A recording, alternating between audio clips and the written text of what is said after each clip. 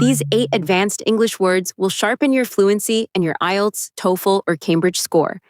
And you won't just memorize them. You'll meet each one inside the story, feel what it means, then prove you caught it.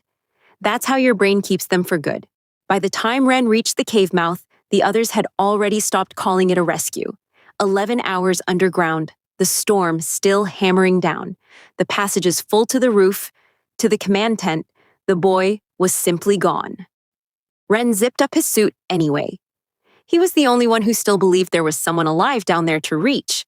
A school caving trip had gone wrong in the worst possible way.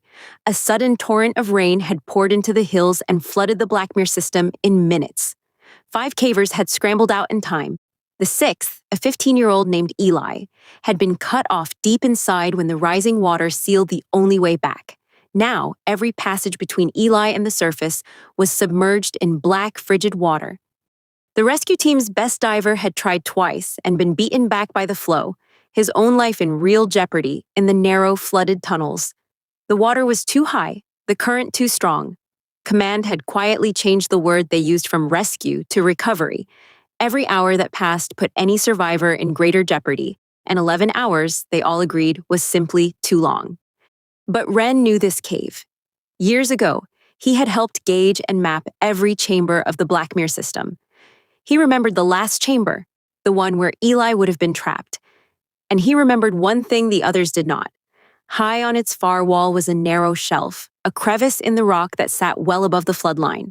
If Eli had kept his head, if he had climbed, that crevice might be holding a pocket of air above the water even now. Command did not want him to go. It was, they said, almost certainly a body he would find. Ren listened, and then he steeled himself, and he went anyway. He could not gauge the odds with any honesty. He only knew that if he were wrong, he would lose nothing but a hard swim, and if he were right, a boy was waiting in the dark for someone to simply believe he was alive. He steeled his nerves, fixed his line, and slipped under. The water closed over him, frigid and utterly black. Ren pulled himself along the guideline, hand over hand, fully submerged in a world with no up and no down. Silt boiled around his lamp until he was blind. In the tightest section, the rock pressed in on both shoulders, and the current shoved at him like a living torrent, trying to tear his grip from the line. He did not let go. After 40 minutes that felt like a lifetime, the line led him upward, and his head broke the surface inside the last chamber. The water there had stopped rising. As the storm above finally eased, it had even begun, by a few precious inches, to recede. Ren lifted his lamp to the far wall, to the high crevice he had crossed half a continent of memory to find, and his light fell on a pale, frightened, living face. Eli was alive. He was frigid to the bone, shaking, starved of warmth, but alive. And he had survived for one reason.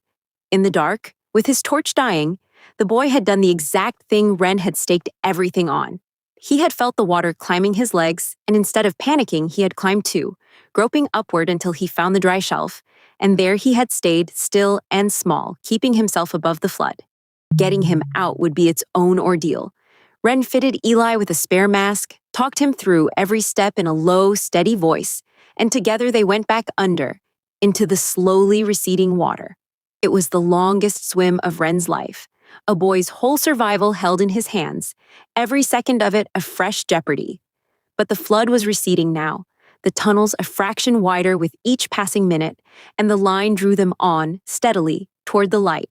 When Ren surfaced at the cave mouth with Eli alive beside him, the command tent went utterly silent, and then erupted.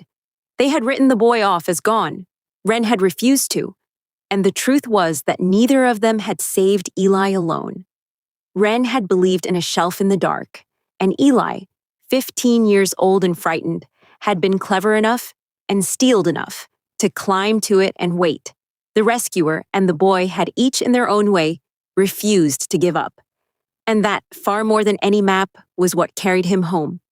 Now, and did you catch all 8? Let's find out. A noun for a violent, rushing stream of fast-moving water. It's the powerful flood a river becomes after very heavy rain. A sudden one of these poured into the hills and flooded the cave. A sudden what of rain had poured into the hills in minutes.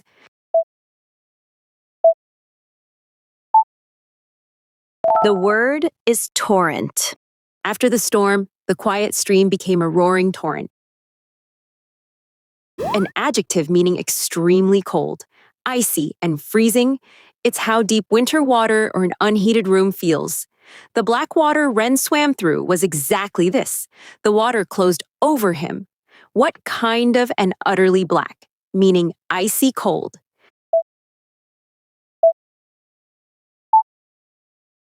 The word is frigid. We hurried indoors out of the frigid December wind. A verb meaning to go or put completely under the surface of water. It's what a submarine does when it sinks below the waves. Wren did this entirely as he pulled along the line in the dark. He was fully, what? Completely underwater. In a world with no up and no down.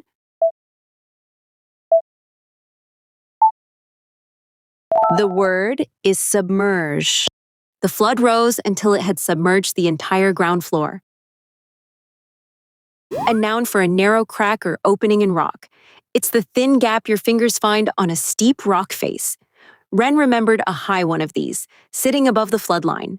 High on the wall was a what in the rock? A narrow crack above the rising water. The word is crevice. A small fern grew from a crevice in the old stone wall.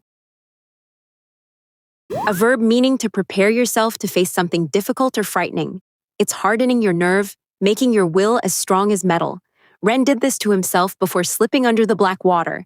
He did what to himself, hardened his nerve, fixed his line, and slipped under.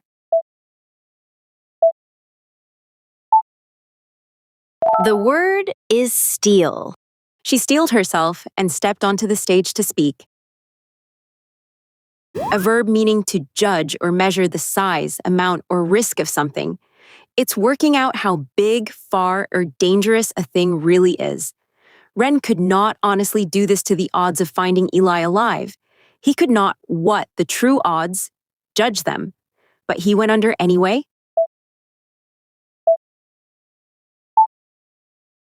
The word is gauge.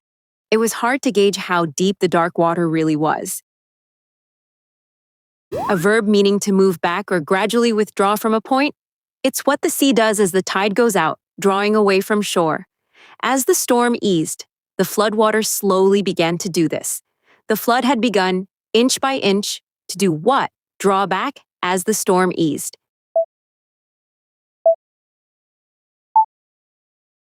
The word is recede. They waited on the roof for the floodwaters to recede. A noun for serious danger of harm, loss, or failure. It's the grave risk a person is in when their life hangs in the balance. Every hour underground put the trapped boy in greater one of these. 11 hours of cold and dark put Eli's life in terrible what? Serious danger?